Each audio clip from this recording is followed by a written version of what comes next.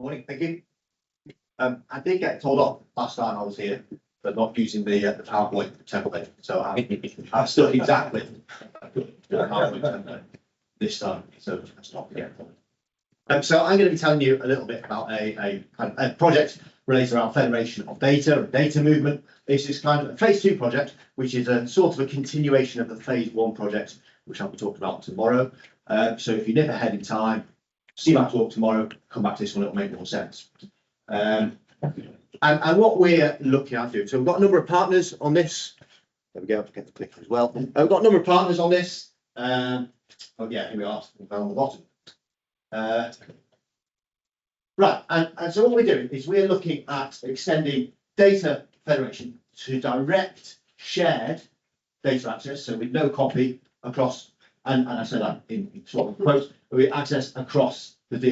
Now, what that means essentially is we're looking at doing stuff, looking at how you can do data movement without having to pre-stage data, without having to do, so it's all around accessing data in one site where the compute is in another site. Now, this plot here is the is kind of sites that are involved in federation in the phase 1 project, and you'll see there's a 10% of those of the projects in England are based in the north of England. And if you move to phase 2, it's a big improvement here because now 23% of projects are based in North England. Now it's probably below where you expect from a population point of view, but anyway, it's definitely an improvement. Working up, we really want to do leveling up. So data access without data transfer, and we're looking at 3 facilities here: Cosma, based in Durham, Durham Azimuth Cloud Facility, also based in Durham, and Somerville, based in Edinburgh. 3 different types of compute that we're using as a prototype to look at how we can get this working. I do have one more map. I do like maps, and this one here is just that. It's not relevant to the project, but I thought it was interesting. It's UKRI and DC investments in compute over the last 3 years, and again, you've seen none of it goes to the north of England, which I thought was interesting. Anyway, right, existing practice, gaps, and proof of concept. So we're going to do part of the thing we're going to do in this project. We're going to do a survey of direct shared data access across the DRI in various places where we're going to look at that: EDI, LXC, Hartree, Jasmine, NFDI, EuroHPC, not RDRI, but anyway, it's there. And also looking at there's a use case that we want to look at as well around HDF5 data streaming. We're going to try and identify gaps where direct data access improves workflows. It's definitely not like you're probably sitting there thinking it's not going to work. It's not. In most cases, it won't work. It's not what you want. But there are a few use cases where it's very useful. And we're going to develop what those use cases are and explain what they are. So some of the things that we're looking at doing, direct access of the Cosma Lustre file systems from Somerville. So you might have large data sets in one place. This is one of the use cases: large data sets in one place, too big to move. You don't have the time, you don't have the scratch space, that sort of thing. But you only want to do maybe some visualization, and you only need little bits of that data. Okay, and so how can you access all that data without actually having to move it? We're going to look at how we access stuff that's on a cloud system from an HPC system, vice versa.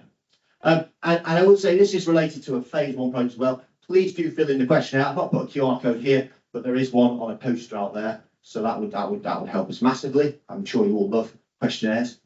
So the project team. I wasn't quite sure why this slide wasn't at the start. Following the template. Here we go. So this is the project team. People based around different places. Didn't have any photos of these people. They're all well, no, I did, but they're all in the snow.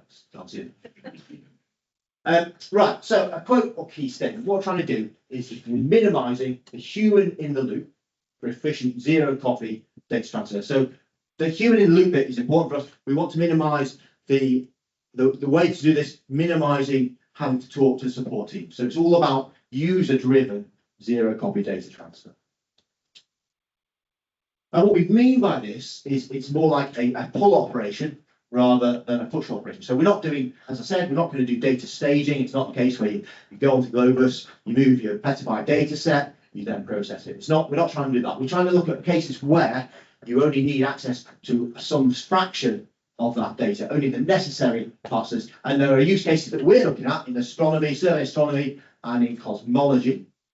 And a few key tools that we're looking at providing: Diversity Gateway, which provides an S3 interface to Alastair, that can then be POSIX mounted elsewhere. So again, it makes users think that the storage, the data they're looking at is kind of local, but actually it's not. Now, there are lots of gotchas around this. We're going to investigate and document some of those and look at the performance of this as well. And also kind of really help clarify where this sort of solution is appropriate. We're looking at, HPC and cloud connections, so cross-mounting storage essentially, prototype evaluation of the VRC Rubin telescope workloads, interactive analysis using direct data access of these, again, these are large data sets. We're going to be thinking about the security and privacy implications, what precautions need taking. We're going to look at how instant access to these large data sets can be done without staging. Now, of course, you'll have to accept there's going to be a higher latency, but that's part of what we want to build into our research here. And we've engaged Stack HPC in a work package to look at importing and exporting to and from Azimuth, from within the Azimuth cloud platform in Durham to the HPC system there. And we're trying to develop user-friendly procedures, pre-configured applications for that. So again, making it all very much user-focused. We're going to do community building. We'll hold a data sharing workshop in May or June, probably May. I guess students will be busy. Knowledge exchange, training methods. So if you're interested in coming to that, do come and let me know or some of the team know. We're also going to be presenting some of this at the HPC Days conference in Durham, and of course at the roadmap building NFCS meeting in July. So in conclusion, we're studying direct shared data access. We're doing a landscape study. We've got some proof of concept implementations of this. And I will say very strongly, this is not a substitute for stage data transfer. HPC time is very valuable. You don't want your compute nodes, if you're doing a load of compute on, you don't want them sitting there idle while they transfer data. So it's definitely not a substitute for that, but it does have use cases for occasional data access where you're looking at a small fraction of a large data set or potentially for one-off access. Okay, thank you.